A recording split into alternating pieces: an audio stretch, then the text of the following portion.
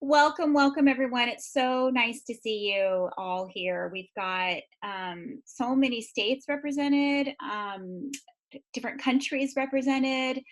So good morning, good afternoon, good evening. Really excited to have this collaboration here today on such an important topic. We know that you are all here because you're dedicated professionals. You're committed to ensuring that all of our children have the best shot possible at achieving their dreams, of having the highest quality education possible. And so we're going to basically do this together. So we are going to share, Thea and I are going to spend some time with you sharing um, an approach. This is an approach to teaching and learning called the Teaching and Learning Cycle. It's not a very sexy title, but it's pretty explanatory. And what the teaching and learning cycle is, it's really a framework for organizing lots of different ideas toward a goal for student learning. So today we're going to talk about the goal for student learning, that is writing, especially writing stories. We're going to particularly focus on that. So when we have a goal for student learning, that the teaching and learning cycle really is a wonderful way to organize our planning, to sequence our teaching and learning activities, to make sure that every child has the level of scaffolding and the type of scaffolding they need to achieve the goals that we have for them. So we're gonna, one of our goals is for you to learn about the teaching and learning cycle. And obviously we're only here with you for an hour and a half, so we don't expect everybody to walk away as an expert. We have lots and lots of resources to share with you, so you can deepen your knowledge. Um, Another goal we have is to share with you some very tangible examples, some classroom examples of the teaching and learning cycle in action. And Thea is going to be sharing some of the things that she's been doing in classrooms. Thea and I started working in Fresno Unified, where she is a teacher on special assignment, um, through a federally funded research grant, an investing in innovation research grant. And we're going to share with you some of the work that started through the grant there and is continuing and expanding and just flourishing there. So we're really excited to hear about that. And we're also going to encourage you to be thinking about and discussing on the chat how this TLC framework is a shift from traditional or ways that you're familiar with, traditional approaches to teaching dual language learners and the English language learners, and especially for scaffolding their language and literacy development. You know, one of the reasons why we like to talk about the teaching and learning cycle is because it responds to some real questions that teachers have. And these were some questions that I had when I was a classroom teacher. I'm not sure how to get the children in my classroom to talk more about the stories that we read together. What do I do? You know, I've got this wonderful book, but it's very complex, has a lot of complex ideas, complex language. Is it too complex for my students? Should I start with easier text and then ramp things up, or is it okay to use this complex text? And the short answer is yes. And we're going to show you some ways to help young children engage with these types of complex texts. I'm spending a lot of time teaching my students vocabulary, focusing on language, but I'm just not hearing them use the language in their speaking and writing or composing or labeling, whatever the case may be. Gosh, I wish I knew how to get my kids to write more, but I never learned how to do that in my teacher preparation program. So where do I start? And a related question is, you know, my students are writing, they're writing stories, but they're just sort of stream of consciousness. They don't seem to have any organization. Are they just too young to have organized stories that are entertaining and have rich language and rich ideas? Again, the short answer is no. And we're going to share with you how the teaching and learning cycle is really responding to these types of questions, and in a way that is manageable and really results in rich learning on the part of children, and rich speaking and writing. So it's been pretty transformative for us as teachers and as teacher educators. So we're excited to share this with you. One thing I wanted to point out is that the way we use the teaching and learning cycle, we're pulling together a lot of different evidence-based practices. So we're looking at the research, we're trying to figure out how to bring it all together, because it can be kind of overwhelming. We know from research that there are a lot of things that we can be doing in our classrooms that really are supportive of our dual language learners and English learners. And we like the first one is the one we'd like to focus on first and foremost, and that is to use culturally responsive and culturally relevant instructional materials, culturally sustaining pedagogical practices, to take really an assets orientation toward our children. They bring strengths to school. Nobody brings deficits to school. They bring their strengths. And so it's our job as educators to know them, understand them, leverage them, build upon them, add to them, and create a classroom environment where all children feel that they have something to offer and can learn from one another. So that's the first one that we really try to focus on. Another one that we know from research is really important is that when we are thinking about the types of shared book reading experiences with children, they need to be very interactive, where the children are really engaged and involved with the ideas in the story as well as the language. And we're really promoting not only sort of basic understanding of the text that we're reading, but deeper understandings, higher order thinking, and extended discussions about those texts. So that's those last two, number 2 and 3, have to do with that. One thing I wanted to point out, in the teeny tiny font at the bottom, these are some really wonderful resources that you might, if you haven't seen them already, we would encourage you to check them out. They are we call in shorthand, the Promising Futures guide. It's the Promoting the Educational Success of Children and Youth Learning English, the Promising Futures guide. That's from National Academies, and that's a wonderful resource. The Institute of Education Sciences What Works Clearinghouse practice guides. Those are also wonderful resources of if you're looking for evidence-based practices. And then Transforming the Workforce for Children Birth Through Age 8, a unifying foundation from the National Research Council. So we can put those links in our resources, and you can also just Google them if you want to check them out. So just kind of some of the other practices. I mentioned vocabulary earlier. Vocabulary is really important. It's really important that we explicitly focus on vocabulary, but that we are doing it in very meaningful, authentic ways. So not in isolation, but in the context of rich learning activities, and then developing that language over time in a variety of ways, not just one way. And then really helping children to understand how texts work. So how are texts organized? Do I just kind of start writing and that's it, or is there a way that I can actually organize my thinking when I compose a text?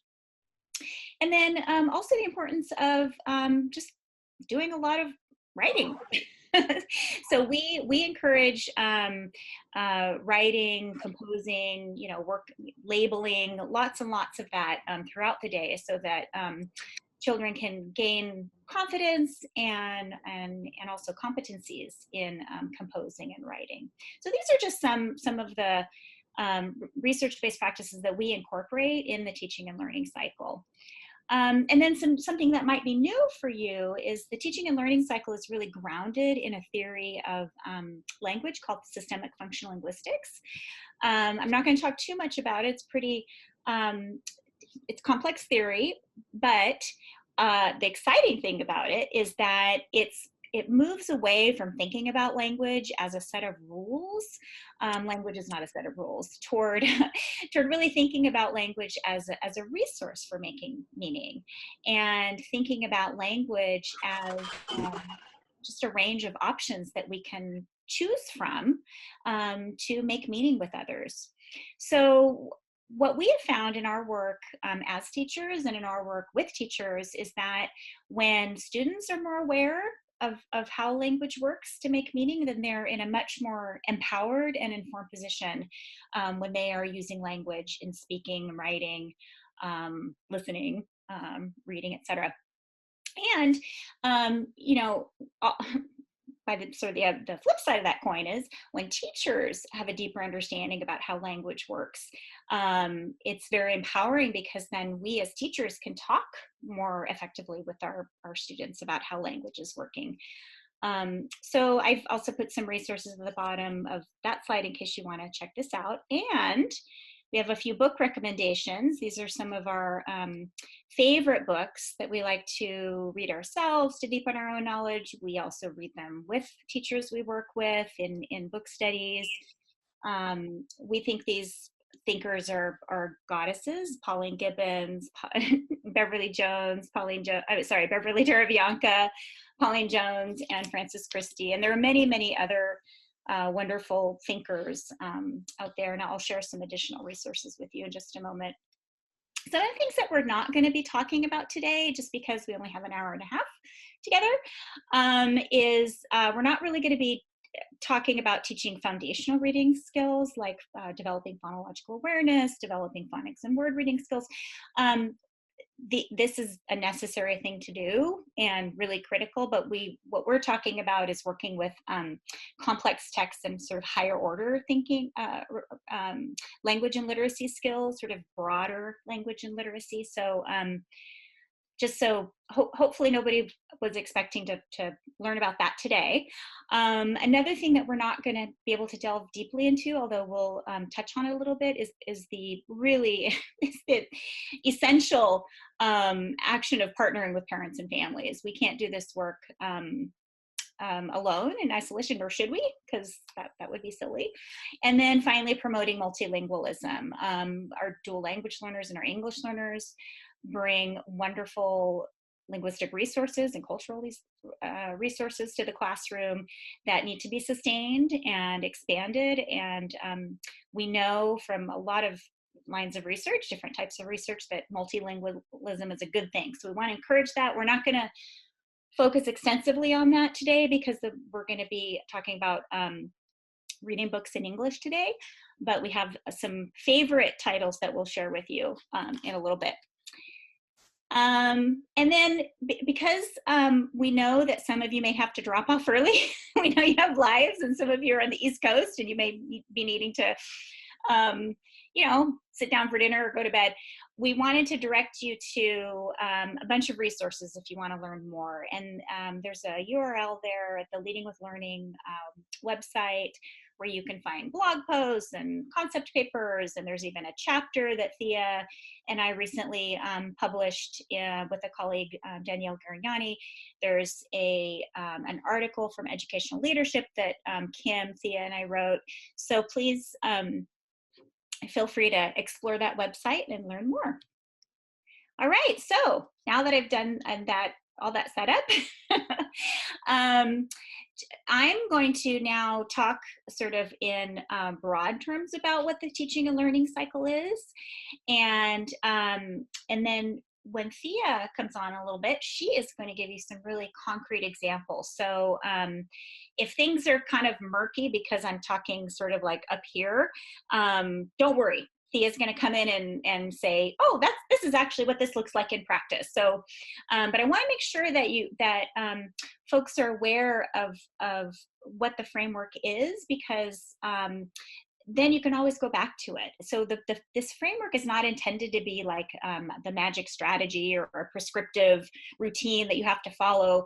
It's, like we say, it's a framework. So it can be used flexibly. It can be depending on your students' needs or your content area or their age span. It's going to look a little bit different, and that's a great thing. But it's still the same general idea, no matter what it is that you're doing. So we like to think of the teaching and learning cycle as a way to build student autonomy. That's what we're going for, right? We're going for students who are empowered. Even students as young as preschool can feel empowered as writers, as readers, as speakers, as thinkers. And so we want our children to feel like they have autonomy in their learning, and that's the goal. In order to do that, we have to support them to build up some competencies and some ways of approaching text. So the teaching and learning cycle is a way to scaffold toward student autonomy. And we think of the teaching and learning cycle in 5 stages.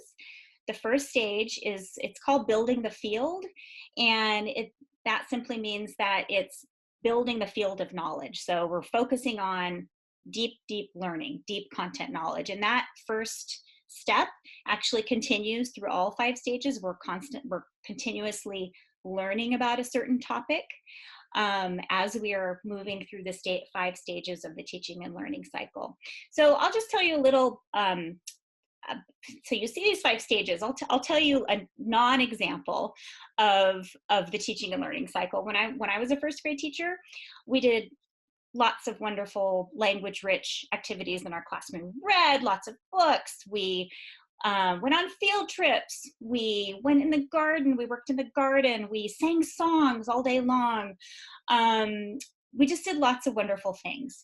And so we studied the rainforest. We studied bees. We studied, lots and lots of fun stuff. And so we engaged in all this wonderful language-rich experiences.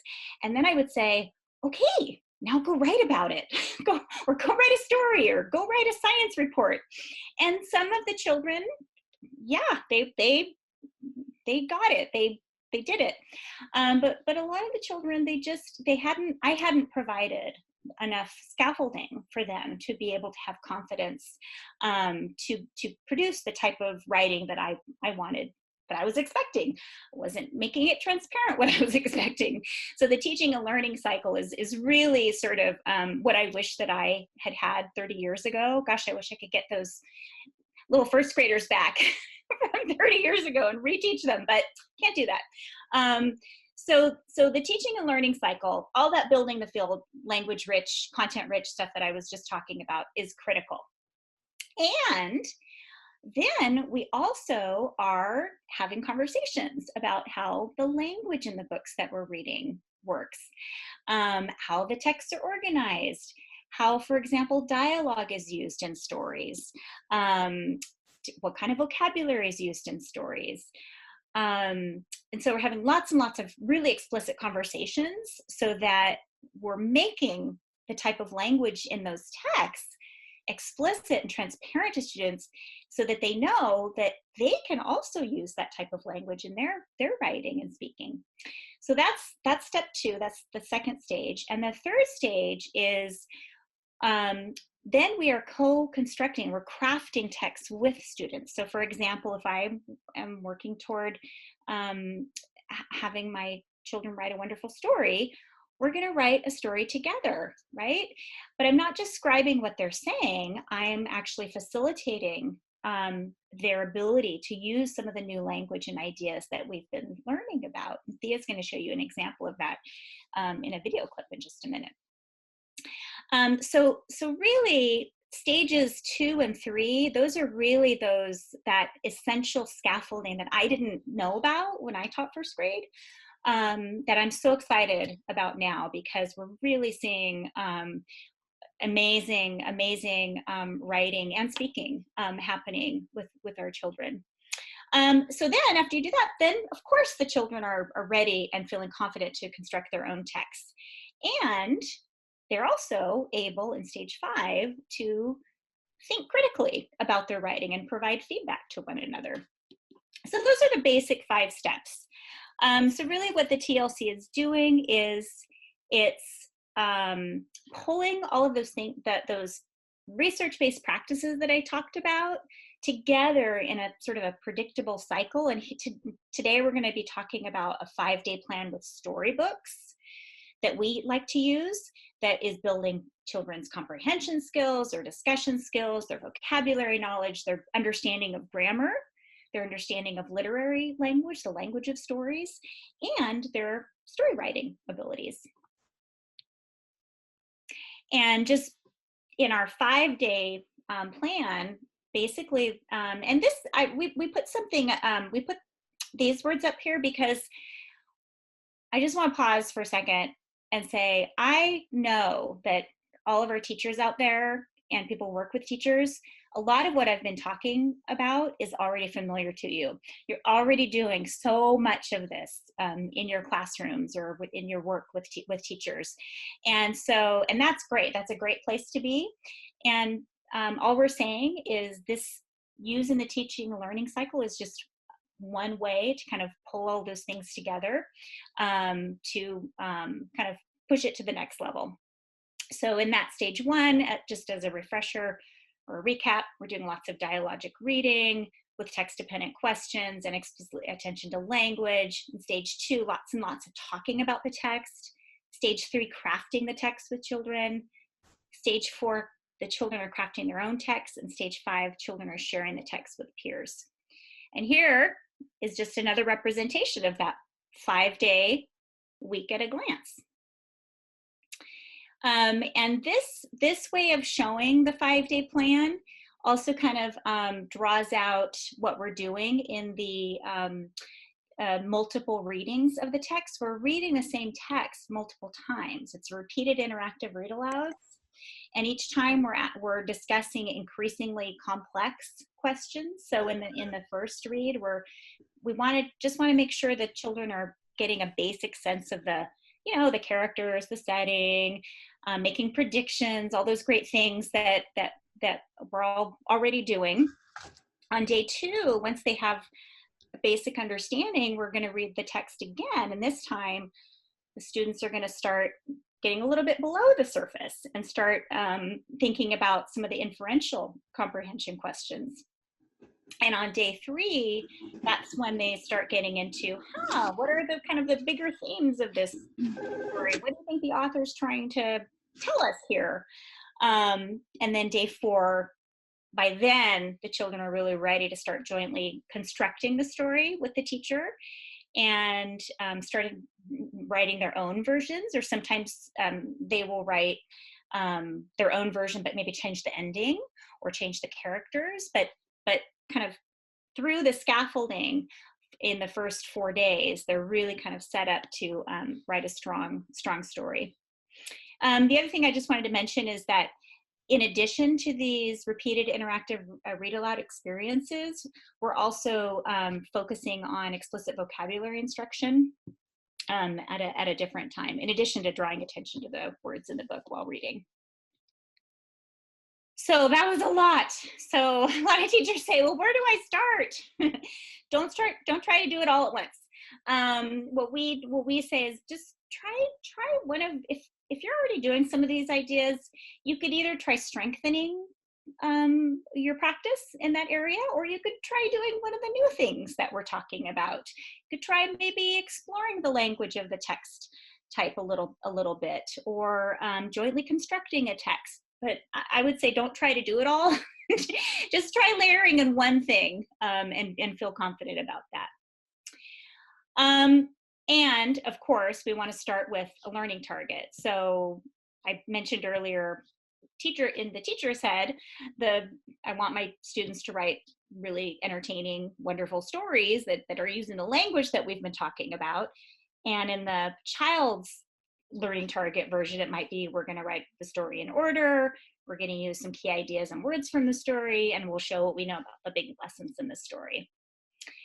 And I just have a few minutes left, but one of the things that really, I think, sets our approach apart, or for me, kind of pushed my thinking, at least as a teacher, in terms of planning, is that the text itself, the book itself, is really setting the stage for how we're going to talk about both the ideas in the text and the language in the text. So we have to think about things like what is the purpose of this text? Well, if it's a story, the purpose is to entertain. Stories are entertaining. And oftentimes stories are intended to teach life lessons, cultural lessons often. Another question we ask ourselves when planning is, how is this text organized? Is it, beyond beginning and middle and end? Well, what's happening in the beginning? In a story, in the beginning, the author is orienting us to the characters and the setting and so forth. So that's another way to kind of think about organization of stories. And then, of course, what language is used and why. And I'm not going to delve into this next slide, but you can see on the right hand, on the left hand are those questions, and on the right hand, those are some of the things that we're thinking about in terms of how to talk about language with children. And once you start planning with text this way, you will never go back. You can't unsee the language.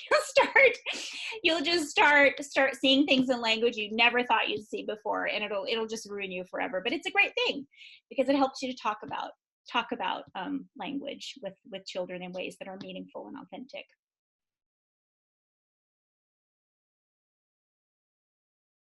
Okay, well, hello everyone. And I just wanted to say I am an honored member of Fresno Unified School District's multilingual, multicultural department that encompasses our English learner services. I have many colleagues joining us today. They are doing wonderful and really expansive work in TK through grade 12. And I'm really honored to be a part of that team, but I just wanted to acknowledge that just because we started this work with Leading with Learning, but we've been able to really expand it in an exponential way through work with each other and great collaborations, both in our department and with other departments in our district. So I wanted to give that hopeful message for all of you who are working in districts. So today I'm going to be talking about what Pam just talked about, but in the context of a real classroom and what that looks like on the ground. I spent some years coaching specifically TK through grade 1 teachers, and I've coached other grade levels also. We're going to be beginning with looking at the text that we use. So in my presentation with you today, I'm going to be discussing two texts. The first text I will be discussing is, well, actually it'll be kind of interchanging between Down the Road, and that is written by Alice Schertle, and it's about a little girl, Hetty, who's given the great responsibility of going down the road to purchase a basket of eggs and bring them home. And then we'll also be discussing Last Stop on Market Street, which is about CJ. He lives in a more urban environment, and it's about his experiences riding the bus with his Nana en route to the soup kitchen where they serve their community. These texts we would consider both culturally responsive. They help our kids to connect with the classroom because it helps the kids to see themselves in the work that they're doing every day with their teachers. So selecting the text is a big part of what we do in looking for the right stories to interact with our kids. And as we go through the slides, I want to kind of emphasize, just to make sure it's not lost, that everything we do is around dialogic reading. So we're always having a conversation about the text with students. We're trying to elicit their ideas, their thoughts, and we want them to bring their ideas, their big ideas, into language. So we're really after that. We're really after that high conceptual development in the students, like Pam was saying, higher order thinking through using really strong dialogic processes. Okay, so now we're going to get into looking at stage 1. So stage 1, as Pam referenced, is really around understanding what the text is about on a surface level, on a level just below the surface, making inferences, and also getting into those deeper dive questions. What life messages does this text offer us? How does it help us to think about the world? So we use that concept of on the surface, below the surface, deeper dive, to help us organize our thinking about arranging questions. On the first interaction with the text, I really focus on those on the surface questions. when I have kids leave the first reading of the text, I really want them to walk away with, what was this text mostly about? Who was in this text? Where was it happening? What are some things I know about the character? What was the problem in the story? How did that get resolved at the end? So I want them to walk away with that understanding of what happened in the story. But as we go into further engagements with the text, we're going to get into that inferential level that we model with kids, and we get them to think about eventually the deeper dive questions. You will see post-it notes on these screens. The post-it notes are put directly into the text, and I have a post-it note template that I think could be shared with you. And what I do is I type up the questions and I get those onto my post-it note template, and I put those in the book. And usually the post-it notes will tell me if it's going to be in the first engagement, the second engagement, third engagement, etc. And what I do is work with that strategy so that teachers can put their books on the shelf at the end of the year and have the lesson plan built into the text already. Because when you're reading interactively with children, it's really hard to juggle a lesson plan and a text in your hand, and also all the actions that you need to be doing with kids to get them actively into the text. So it really helps to put those post-it notes in. As we look at one of these questions, one of them says, what have we learned about the place where Hetty lives? And this is just asking, like, what did the text say about her house? SF means sentence frame. We have learned that. And what we do, what I do and what others do, is we have the kids practice. We have learned that. We have learned that. Let's practice saying that together. We have learned that. What if we learned about where Hetty lives? And I might invite the kids to practice their response in their little cave or with their mini microphone before they turn to their partner and share their response.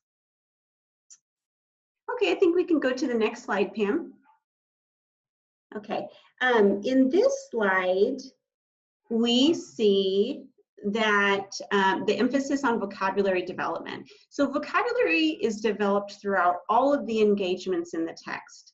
On the first and second engagement, and I want to restate what Pam said, there's no such thing as perfect, and there's no such thing as one way to do things. So I'm just telling you how we have approached it, but you may approach it in a different way. Okay? In the first and second engagements, I'm going to explicitly have the kids say the word. I'm going to bump into the word in the text, like the word surrounded. Oh, surrounded. Everybody say surrounded, surrounded. And then I'm going to offer a definition that makes sense to the kids. When you are surrounded by something, and I'll do an action, when you are surrounded by something, that thing is all around you. Everyone say surrounded, surrounded. We are surrounded. So when we are engaged with the text, we'll just take a few seconds to acknowledge this wonderful general academic term, to practice it, and then we'll go back into the text and see how it was used by the author. We'll do that in the first couple engagements, and then in further engagements, we're going to ask the kids to maybe apply it to a different context. We might do a little mini vocabulary lesson right after we read the text with a couple of the words, but that will help the kids get repeated interaction with these high-level general academic terms, and they'll be more likely to implement this in their writing. Okay, so I referenced making inferences, and we all know how making inferences is really difficult for kids. And so it suggests that we have the ability to scaffold them and help them to understand how we do make inferences. So in our process of writing lessons and engaging with children, we leave the first engagement for the teacher to model how it is that you make an inference. So in this one, we have, I'm thinking Hetty tries to be responsible. And now I'm going to offer some text evidence. Why is it that I know that she's trying to be responsible? She's watching out for obstacles in the road. She stumbles and drops the eggs. She carefully examines each one and wipes them off on her skirt. Yeah, I think she's really trying to be responsible. So I'll offer a lot of textual evidence and turn the pages of the book. I'm referencing different pages to show them how I'm doing that. And I'll ask them to listen closely to how I do that. Then in the second and third engagement, or maybe just a second engagement, it's up to the teacher what's needed. I'm going to ask the kids that same question. My purpose in doing that is that this is going to be a way to scaffold the kids in order for them to make independent inferences later on, or even within additional engagements. So I'm going to ask them the same question. What happens in the story that shows us that Hetty tries to be responsible? Or how do you know that Hetty's responsible? Or do you think that Hetty's responsible? Why? And we'll do the same practice of helping them to engage with how to begin. Hetty tries to be responsible when she, or I can offer different things for them to say and practice. And then again, I'll ask them to discuss with their partner. Is there evidence to show us that Hetty's responsible? What is that? Okay, so now we are getting into stage 2.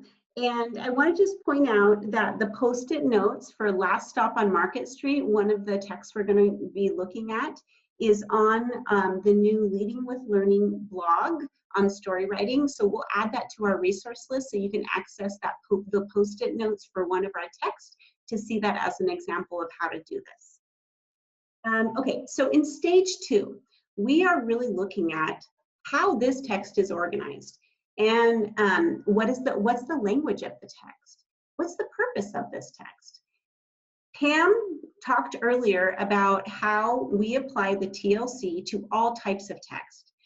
If I were reading a history text with young children, what I focus on for how that text is organized and what the language of the text is going to be different than stories. And if I'm focusing on a science text, like one of our colleagues pointed out in the chat, I'm going to be focused on describing, explaining, justifying arguments. So with the type of text you get, it gives you the different kind of language that kids need a lot of practice with in dialogic reading to be able to develop. In the context of a story, we point out that stories revolve around a problem, a central problem. So I go ahead and share that problem with the students. And as we go throughout the year, kids get used to this idea. Stories are based around a problem. And there's a story hill that traditional stories follow. And they get used to that context, and they're really looking for that. That helps them to be better readers. So it says problem statement. So I'll tell kids, there's a problem in this story. The problem is Hetty's going to go down the road all by herself for the first time to buy eggs. But you know what? She runs into some trouble along the way. Let's see what happens. I might also, as we go along, point out really important parts of the story. The first phase of the story being the orientation. The orientation is where we learned about who's in the story, where it's happening, when it's happening, and what is the problem in this story. This usually happens toward the end of the orientation, but not always. And we learn about the complication, the series of events that moves the problem along and then finally brings it to a resolution. At first, sometimes this can be intimidating for teachers because they say, well, what about beginning, middle, and end? And I say, you know what, if you're using beginning, middle, and end, it's not that's not bad or anything. Kids are probably learning a lot with that. But what using orientation, complication, and resolution does is it helps kids to distinguish what's going on with stories as different than what's going on with science text or history text. So it gives them a leg up in understanding how that text type really works. Okay, so in stage 2, which deals with looking closely at language, one of the practices we love engaging with and we feel is fundamental to developing high-level reading skills in complex text is sentence unpacking. The basic concept with sentence unpacking is that we work with kids to chunk the text in meaningful chunks. So in this sentence, I have chunked it. Hetty was so busy doing her smooth walk and saying her walking words and admiring the eggs in the basket that she didn't see a rock sticking up in the middle of the road. That's a good, meaty, complex sentence. So with that sentence, what I'm going to do is work interactively with kids, either whole group or in small group, and I'm going to ask them questions. Who or what is the sentence about? Think about that for a minute. Who or what is the sentence about? All right, turn to your partner. This sentence is about, this sentence is about, and give them a chance to interact around that. And then I may ask more specific questions. What was Hetty doing? What else was she doing? Why does the author use and? So now we're getting into language that helps to connect ideas and getting kids to really pay attention to that. Where was the rock? So I'm getting them to read the sentence closely. Why didn't she see the rock? Why does the author use that? I love that question. That gets into these rich that phrases that we like to call that phrases that authors use to add on important information for kids to acknowledge and see how authors really do that in order to add on that important information in the sentence. So in this next slide, what we see is an approach to doing sentence unpacking. Of course, you can do it on a whiteboard if that's convenient for you, but this approach shows register tape. You can write the whole sentence on register tape, and you can have 2 children hold it on either side. And then what you would do is you would look at each chunk and you would cut it off and talk about it, and then move on to the next chunk, and you can reconstruct it on the board. It's a fun and engaging way to do sentence unpacking, and it helps kids get at this idea of, gosh, when I encounter a really difficult sentence and I'm not sure how I swim through this upstream, you know what I'm going to do? I'm going to chunk it. I'm going to figure out, what is this part about? What is this part about? And what is this whole thing about? And it gives kids a viable option for getting into complex text and understanding what it means. This is another option. Hetty lived in a little gray house with a big chimney and a screen door that squeaked in a friendly way for comings and goings. This might go in a pocket chart, and we might have the blue strips hidden behind. Oh, I'm sorry. Well, we could have the blue strips hidden behind, and we can take them out one by one and say, who is this about? Where is this happening? And have kids come up and talk to each other and talk to the group about how are they unpacking these ideas. Yeah, so that's another way to approach it. Here we have some of our excellent colleagues in Fresno, both a picture of a teacher and a wonderful coach in our department, Bryn. The teacher is Laura. She's at REL Elementary, and Bryn works with us in English Learner Services. Laura is discussing story text structure in kindergarten with her kids. And you can't see very well behind you, but what she has is a picture of a story hill map that has the beginning, middle, end, or orientation, complication, resolution in the story. And then Bryn, she's working on collaborative text reconstruction in TK. And what she has done is she has chunked a story into manageable chunks, having the kids listen closely to these chunks, and they get to work with their partner in talking about and writing in words, phrases, sentences, wherever they are in their development, drawings, reconstructing the story that has been chunked out. This is both working on story structure and also close listening. Okay, so here we are looking at charts that assist us in discussing language with kids. On the left side, we have Last Stop on Market Street, and this text has a whole bunch of dialogue that drives the plot of the story forward. On the left, you have what CJ, the little boy character, is saying, and on the right, how his Nana responds to him and teaches him a lesson. So one of the examples says, CJ says, "How come we gotta wait for the bus in all this wet?" And then his Nana says, "Trees get thirsty too. Don't you see that big one drinking through the straw?" So those interactions happen throughout the text. And it's an example of how we saw that as a great opportunity to talk to kids about how the dialogue was driving the plot forward. And of course, we practiced it with the kids, and they really enjoyed that. In the middle, we see a chart helping draw attention to the vocabulary. We show the kids how all of this is written because we are inviting them to see how it is written so they can start picking that up. And this is stuff that we practice interactively also. So these are all the terms that I emphasized in Last Stop in Market Street.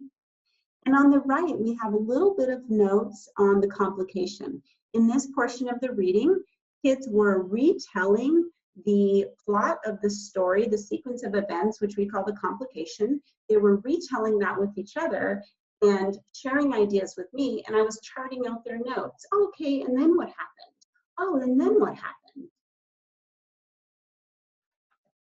Okay, so in stage 3, we are jointly constructing text with children. Pam mentioned this earlier. Joint construction, the idea of joint construction is that we have done some substantial work with kids up until this point in talking about and thinking about this rich story. And we have taken some notes on what the story is about, how it has begun, how the problem was resolved in the end. And in this part, I am asking the kids to recraft for me as a group how that story played out. So they're going to retell the story, but we're not expecting them to tell it exactly like the author, but we are expecting them to incorporate a lot of the dialogue, a lot of the special figurative language that has been emphasized, and also the specific academic vocabulary. We are expecting them to volunteer that information, and if not volunteered, I might prompt them also, like, what was that special word that the author used to talk about that? What noise did that bus make? Ah, yes. So I'm going to invite them to incorporate that language into our class's joint construction. And my role in the joint construction is to guide the students to recraft it like a story. So I might start them off by saying, well, let's think about how story writers begin their stories. You know, sometimes they use once upon a time, but we're talking about CJ and he was coming out of the church. How could we begin that? How could we talk about that? Okay. In reconstructing the resolution in this slide, these are some questions that I might ask the kids to discuss before they give me their volunteered answers. What did CJ see at the end of the story? How does CJ feel now? How is the big problem resolved? And this sticky note, again, is the note that's in my text so that it can guide me to facilitating good questions with the kids so we can construct a really good resolution to the story.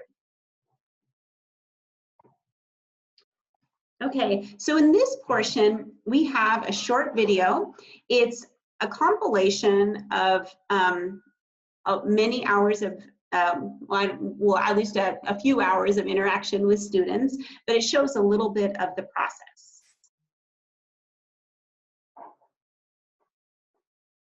Yesterday you said that in this story we have CJ, Nana, Colby, and Miguel. You said that it's taking place in the rain and outside of the church. We also learned that that they're going to get on the bus. The story is taking place in the bus. And you said in the orientation, we learned that it's happening in the morning because it's after church. And you said that the problem in the story is that CJ thinks it's not pretty in his community. Okay, so I want you to look through the pictures again.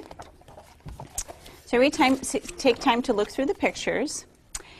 And I want you to think about how could you tell the orientation of the story, the beginning part of the story, as if you are the author? So sometimes authors start with once upon a time. That's usually like for a fairy tale. Or they could say one day. So with your partners, I want you to start this story, and I want you to tell about this part of the story and about this part, okay? And try to think about some of the things that CJ said.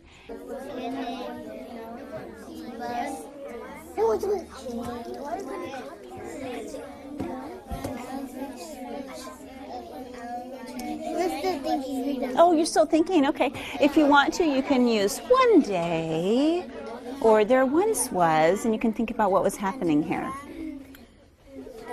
I'd like to call on one of my friends to start us off, and we're going to do the orientation, so I'm going to keep this in blue so that we know that the blue writing is the orientation. One day what? CJ? Uh-huh. Keep going. Huh? And keep going. Say the whole idea. Good. Now I want to ask you a question. Is that in the beginning of the story or at the end? Yeah, so let's hold on to that thought. Good job. What does happen at the beginning? One day, CJ, and was he inside church or outside of church? Okay, he was skipping down the steps outside of church.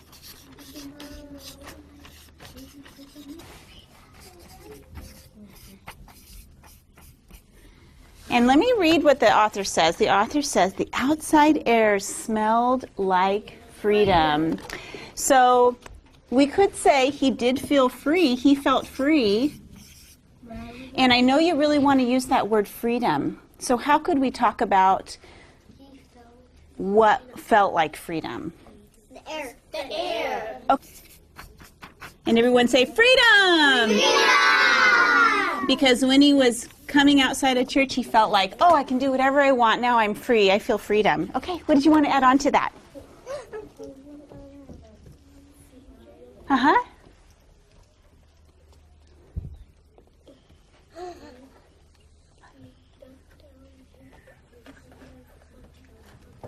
Beautiful. CJ ducked under Grandma's umbrella. Everyone say ducked under. Ducked under. And that means you go under something. Ducked under. Nana's umbrella. Oh, somebody said because. Good. Because what? Because it was raining. Okay. Maybe this is a good time to bring up something that CJ said. Yeah. What could we bring up? Yeah?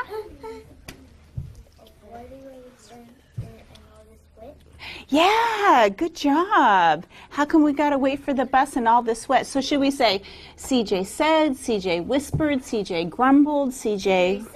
CJ grumbled. Okay. Okay, CJ said. And let me see. CJ said, and you said why do we, what do you want to put? CJ said...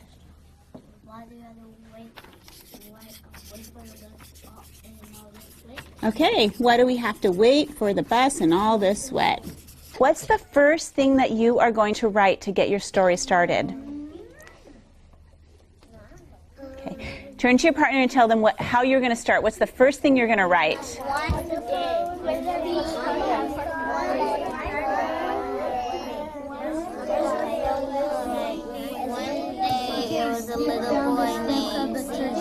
Okay, great. Okay, come back to me. Good job. What's the first thing you're going to write? Beautiful.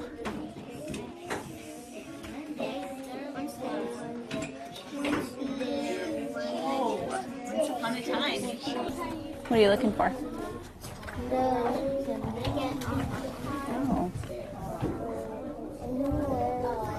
You know what, this is a very different kind of word, and I have it on my chart up there. I'm going to go over there and point to it, and you look where my finger goes, okay? What alligator? When we come back home.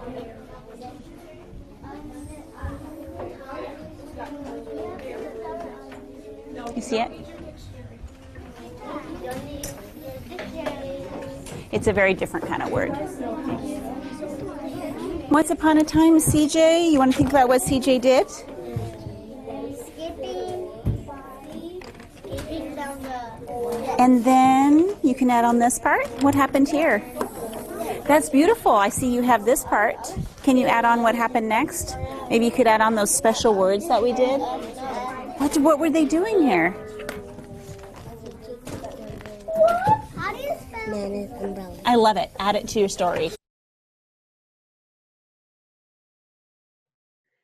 Okay, so that was really clipped together, so we didn't get to see all of that wonderful ideas from those kids. I want to just take a moment to acknowledge those are students at King Elementary in Fresno Unified, and they were taught by Sue Jones, the teacher in that classroom. And she just did incredible work in setting up amazing structures for those kids in order for this work to be able to be possible there. So you did see a lot of the joint construction and yesterday how you said ideas. And here are some of the charts. These are the charts of the reconstruction of the story retell. So you know that one of our main writing standards in ELA is for kids to start retelling stories, and then eventually they're going to be crafting their own very unique stories. So this helps them get to that Common Core standard using a very functional approach and understanding how we do construct. On this next slide, you see one of the deeper dive questions and the joint construction we did for one of those deeper dive questions. So our deeper dive question, one of them was, what does CJ learn about his community by the end of this story? This boy had traveled on the bus every day and met so many wonderful people from his community with unique skills and talents. And this is what the kids said, and that we composed together. CJ learns that if you're surrounded by dirt, you're a better witness to see what's beautiful. The rainbow is beautiful. The sunglass man showed CJ how to watch the world with his ears. And he learned that he could make new friends, including the spotted dog. He learned that he could serve the people. So these are things that the kids volunteered. Thea, we had a quick question, and I think I would love it if you could respond to it. Somebody was asking, what if students don't have the proficiency, the language proficiency for deeper level discussions? How do you include children in the learning in that instance? Yeah, that is such a great question. So for example, what you were seeing there, in California, we would call this ELA with integrated ELD. And what we mean by that is that we expect the class to be composed by a diverse range of students with different language proficiency levels. And we also expect that there are going to be some children with learning disabilities and 504 plans with different needs. And so what we would say about that is that the teacher would give multiple opportunities for kids to interact with a range of partners.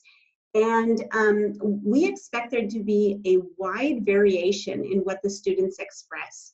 In California, we dedicate designated ELD to giving really specific time for the specific language development level to enhance the instruction in integrated ELD. But I would say that we are giving every single student, no matter what the proficiency level is in English language, the opportunity to excel with higher order questioning. And that's because we know that all students can think in higher order questioning, no matter what their language proficiency level is. So they might give us back less language, but we know that they're thinking at a deep level. Yeah, the other thing I'll add, to add on to that, thank you, Thea, is that we encourage students to use their home language, their primary language, to express themselves. And so we will often intentionally partner them with other children who can be language brokers or who can communicate in the primary language. So we want the children to not be prevented from fully participating in this, in the learning as they are developing proficiency in English. So that's a really important that's a really important thing that we try to focus on, because a lot of teachers think that it's not okay for children to use their home language if they're learning and if the classroom learning is English. And we are saying, yes, it is good, because we want the children to not only be included, but we want them to view their home language as an asset for learning. Yes, absolutely. And there's another thing related to that too. The example of the students you see, you saw that it was a mixed class, and there were kids of Latino background, some of them, many of them native Spanish speakers, and there were some Hmong native speakers, and there were also quite a few African American children. And I would say the kids anchor in each other's strengths. So they all offer each other their strengths in getting dialogue going. There was a question about the length of joint construction. I would say that it really depends on the engagement level. So I will do joint construction with a group for maybe a half an hour before writing, but some teachers may say, I want to do a 10-minute just for the deeper dive question, or 20 minutes here. It really depends on the engagement level. There's no set time to have kids in any particular activity, because it depends on how engaged they are and if they are still learning. So I would say, just like any great teaching practice, it's completely dependent on our ability to engage kids. Okay, so this slide is showing stage 4. This is our next to last slide, and I'm going to go through some student writing. This is a picture of TK students writing together, and in this picture, sorry, there you go. What I want to stress here is that writing is not a test. And great writers, what they do is they continue to gather information and have discussions as they are writing. So when we say stage 4 independently constructing text, we expect students to be collaborating, using their resources, and continuing to grow as they write. So it's not a test. So in the next slide, we see some examples. I'm just going to read a couple of them as we conclude. CJ encounters the music in the bus. The music lifts CJ out of the bus. CJ and Nana were at the soup kitchen. CJ said, "I'm glad we are here." Nana said, "I'm glad I'm here too." So they're using dialogue and that figurative language in their retelling of the story. You want to go to the next one, Kim? Okay, so in this one, on the left-hand side, on the second line, it says, CJ got on the bus and the guy with the guitar was plucking the strings. On the right, we have some dialogue. CJ said, "How come we have to wait for the bus in all this sweat?" And then he didn't put Nana said, but it's Nana's quote. "Trees get thirsty too. Don't you see that big one drinking through the straw?" So they're really trying to, there was a lot more that the kids wrote too. They wrote multiple pages in the retelling, but they really wanted to use that dialogue and the language of the text. We have a couple more. CJ found the music lifted CJ out of the bus. Nana said, "When you are surrounded by dirt, you can see the beauty." That was a response to one of the deeper dive questions. CJ saw the beauty in the world when he saw the rainbow, and we see some of the kids' awesome drawings associated with their great writing. All right. So one thing I wanted to say about joint construction is that there may be a fear that if you jointly construct with kids, that they're going to copy the text. We tend to find that they don't copy. The joint construction is an immense scaffold for the kids, but when we look at what each individual kid writes, they write unique texts that combine a lot of the language that they garnered from interacting with the text over time, but the way they put it together and their unique phrasing is all distinct. So they end up producing original text, but they've been scaffolded heavily to understand how you do put a story together and the kind of language that great story writers use. Some pre-webinar questions came in, and also some have been coming in. Some people were asking about what this looks like in dual language classrooms.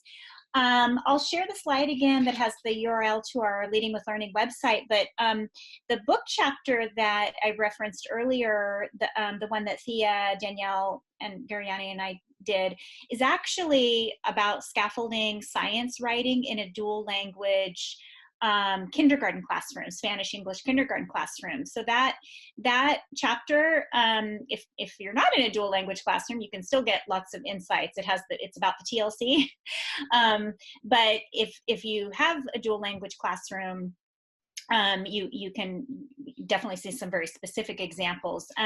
We've used, and Thea can talk more about this in Fresno, but in our original study, our research grant was in Sacramento Unified and Fresno Unified. And in both districts, we used this approach in both English medium and dual language programs in Spanish, Spanish English and Hmong English programs. And it's been really exciting to watch that. One of the things for me that's most exciting is that, not all stories are told the same way across all cultures. And so a really exciting thing is to have the children become aware of how a story is told in Hmong, for example, and how that story structure is different from the typical story structure you would see in a sort of like a Western oriented English language book. Thea, do you want to say anything about that? Yeah, I just wanted to say that, yes, many districts are exploring how they're doing dual immersion in different languages and other types of immersion programs. And I think that as we develop more and more programs in Hmong, in Arabic, in Punjabi, in other languages and that are critical in the areas where we live and critical world languages, we figure out more about how to do this. So in our case, we've been exploring a lot around Spanish, and we've written a lot around Spanish and exploring a lot around Hmong, but we're eager to delve into helping kids to understand how stories and other types of text work in other languages. The other question that came up, what does this look like for 3- and 4-year-olds in preschool? One thought I have is, a lot of this, and even the beginning of kindergarten, but certainly for preschool, a lot of this can be done in small groups also, as children are becoming familiar with the routines and, needing more teacher attention. So don't, even though we do a lot of this with a larger class, because sometimes it's just more efficient that way. We definitely promote the idea of doing this in small groups and being flexible, sometimes small groups, sometimes big, whole group. And then with integrated and designated ELD, Thea was explaining how that works in California. They're connected, and so this is a really wonderful opportunity to, if you're doing the TLC with stories, for example, in ELA with integrated ELD, well then in designated ELD you can really dive deeper into the same, using the same text, the same language, you can delve deeper into building competencies with the language through lots and lots of different activities. And that's actually usually a wonderful revelation for teachers. They say, wait, I don't have to use a separate curriculum for ELD, like designated ELD. So obviously, like, districts make decisions in different ways, but as per our framework in California, yeah, definitely the time in designated ELD is a time to go deeper in that same text, help kids really talk about it more and understand the language, so they can go back into that text in the integrated setting and really have more to offer. Yeah, and so I'm just going to briefly just remind people that science is a wonderfully rich area to do the TLC, and there are differences because obviously it's a different discipline, the texts are different, and so if you want to learn more about that, visit our website. We have lots of resources. Oh, to the dual language, these are the 2 photos on the right are from our chapter, so just to give you a little teaser of that chapter that's on our website. These are just some critical considerations that I mentioned earlier for dual language children to really promote multilingualism and an assets orientation toward children, using books in children's home languages, books that accurately represent children's cultures and other experiences. Enlist the partnership of parents. Here are some ways that are provided. Thea and I kind of put up some of our favorite titles in Spanish, for example. We love especially this book, Mango Abuela y Yo. I forgot what language I was speaking in. We read this in English and there's actually a 5-day outline of this for using this book on our website. So if you want to learn more about that. Oh, somebody was asking about resources and programs. We don't have a program because our work is working with schools and teachers to understand this work and also develop their own materials or enhance their materials that they already have using this approach. But we have lots and lots of resources on our website that you can use to kind of get started. So we're going to continue to put more resources up there. And I wanted to, I realized this is a great slide to stay on. 2 things that I wanted to address that are in the chat that came up earlier is that one thing in terms of organizing the work is that when PLC teams work closely together, they can use a strategy of collaborate and conquer. So they come together, but they share work. So a group of first grade teachers might be all reading the same rich text with their classes, but they might assign each other different areas. Like, could you work on the questions that are on the surface? Could you develop some of the inferential questions, another team member? So they can work in a collaborative way in order to share the development of really, really great instruction. And that tags on to what Pam was saying, is that it's not a set curriculum. But what it is it's working with great text in order to develop great and long-lasting knowledge. Also in the chat and related to the multiple grade levels, our teams have been doing a lot of work in secondary around science specifically, but also around ELA, history, social science, and mathematics. And we use the same approach, of course, but we apply it to what is the grade level expectation. What is it that kids need to be able to say, do, make, write? And how is it that we are going to scaffold them through this TLC process that integrates content and language development in order to really deepen their understanding of the content.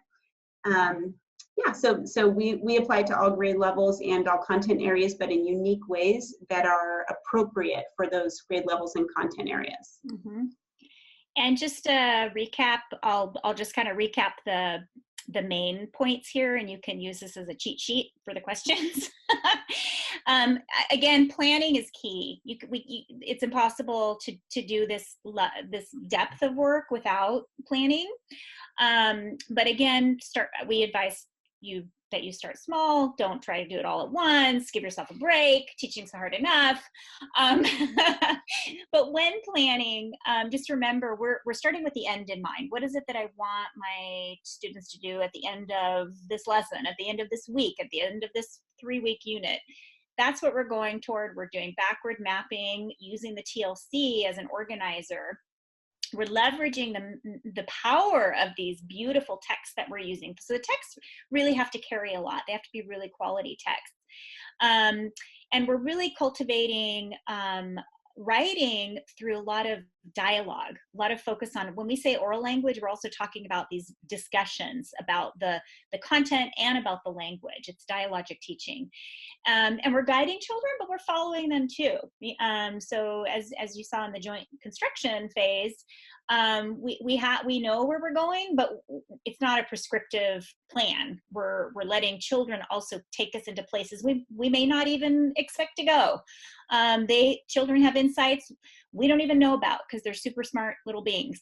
So we just have to remember that. Again, people were asking for resources.